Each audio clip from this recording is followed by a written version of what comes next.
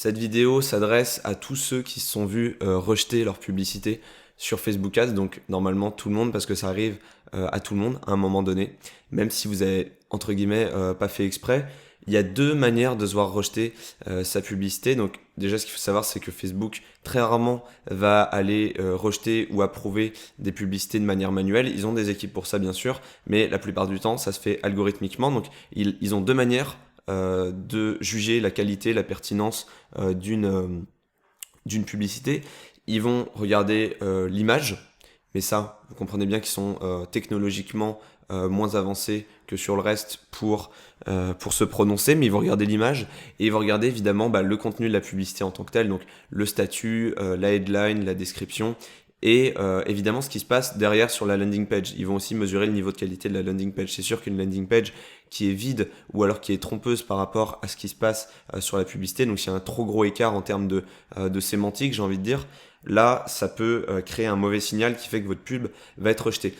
Dans bien des cas, vous allez avoir la raison. Facebook va vous donner la raison, donc peut-être quelques minutes ou peut-être quelques heures après le moment où vous l'aurez publié, ils vont vous dire voilà, votre pub ne passe pas parce que, alors raison numéro 1, il y a trop de texte dans l'image. Facebook a donc un algo qui va aller vérifier le ratio texte qu'ils peuvent retrouver dans l'image, et si le texte représente plus de 20% de l'image, a priori votre publicité va être rejetée parce que ça va être jugé comme trop voyant et assez spammy. Donc du coup c'est une manière pour eux d'avoir un garde-fou là-dessus. Donc on va voir tout de suite comment vérifier ça. Donc là je suis dans l'outil Text Overlay, et à chaque fois que vous créez une pub différente, que ce soit une image ou alors une miniature de vidéo, vous savez la miniature vidéo c'est ce qui se charge avant que la vidéo se lise quand vous n'avez pas encore parfaitement centré la vidéo dans votre fil d'actualité. Et alors, dès que vous avez créé une publicité comme celle-ci, par exemple, il faut absolument aller vérifier que elle est évaluée OK. Donc là, tout va bien. A priori, si j'utilise cette publicité, donc ça, c'est une publicité au format Instagram, vu que c'est carré, ça passera. C'est OK. Donc il n'y aura aucun problème. Et là, c'est dit sur le côté, si votre texte dans l'image est faible, la portée de votre publicité risque d'être légèrement inférieure. Dans les faits, oui, la portée sera inférieure parce que Facebook va estimer qu'elle est moins pertinente, mais n'envoyez jamais une publicité qui est évaluée au moins faible. Que ce soit faible, moyen ou élevé, il faut absolument pas que ce soit cette publicité que vous envoyez parce qu'elle peut au bout d'un moment se faire rejeter, ce qui a pas trop de sens. C'est un risque pour rien. Donc assurez-vous à chaque fois que le texte que vous avez contenu dans l'image ressemble à moins de 20%.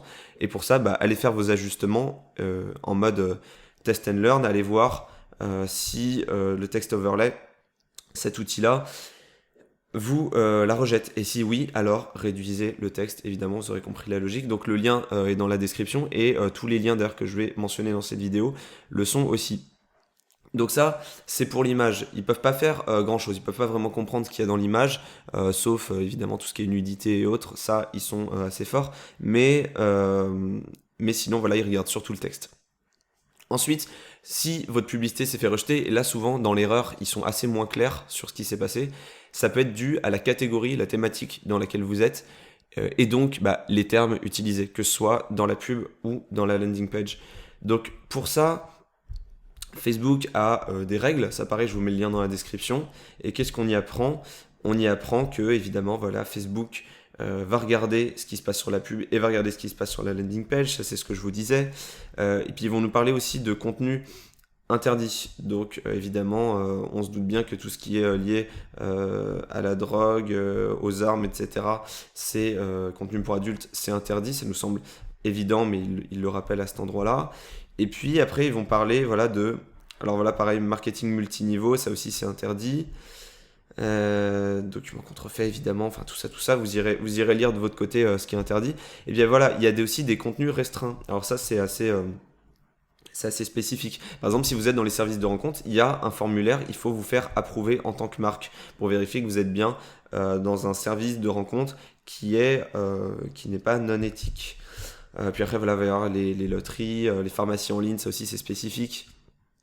Les suppléments, moi j'ai un client dans les suppléments, donc a priori la règle à connaître quand on est dans les suppléments, c'est qu'il ne faut pas cibler des gens en dessous de 18 ans, quoi qu'il arrive.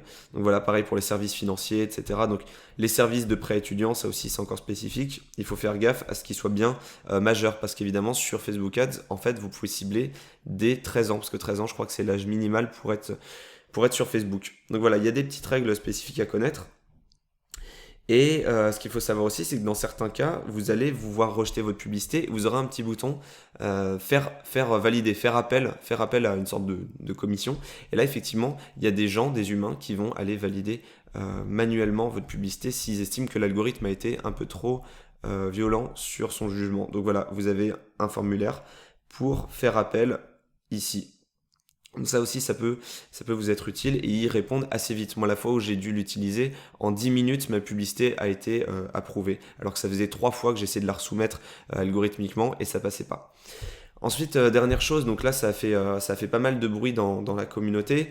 Il semblerait que la note interne de Facebook sur les sujets interdits ou alors restreints ait été leakée récemment. Donc, il y a quelqu'un qui s'appelle Vadim Roshin qui a lancé ça dans un groupe assez bien connu de Facebook Ads et il a estimé que ça voilà c'était une note interne classifiée de tout ce qui était interdit ou alors surveillé un minimum. Donc c'est intéressant parce que ici au moins ça semble assez complet et très bien catégorisé. Donc là, on voit qu'il y a même des nouvelles catégories. Donc je pense que c'est un document assez récent, effectivement, si c'est vrai, ce document. Mais voilà, les cryptocurrencies, par exemple, c'est quelque chose qui maintenant est interdit. On voit des choses liées aux fake news, comme par exemple, là, je vois Irish Referendum. Ça, pareil, vu qu'il y a un impact politique assez important, ils interdisent ce genre de sujet. Donc je vous laisserai regarder ce tableau. En fait, c'est un peu un redit de ce que Facebook donne dans sa politique de règles publicitaires. Mais là, ça a été classifié et ça a l'air assez exhaustif, donc c'est sympa de le voir. Dans les faits, moi j'ai l'impression que c'est pas la première fois qu'on voit apparaître ce document. J'ai pu en fait le retrouver sous un autre format. Il y a en plus c'est quelque chose qu'on pouvait déjà trouver il y a 6 mois. Et c'est exactement le même tableau, on retrouve exactement les mêmes termes. C'est juste que ça n'a pas été classifié, catégorisé. Donc je suis pas sûr que la personne qui a leaké ça il y a quelques jours sur ce groupe Facebook nous parle de quelque chose de récent en réalité. En tout cas, j'ai l'impression que c'est vraiment un vrai document interne. Donc, tous ceux qui sont sur des thématiques soit un peu limites, soit qui sont en train de chercher des nouvelles idées, par exemple de dropshipping, c'est intéressant de se pencher sur ce document parce que je pense que tout est expliqué ici. Et ça vous aidera beaucoup pour comprendre pourquoi votre pub a été refusée alors que pour vous, ça devrait être accepté.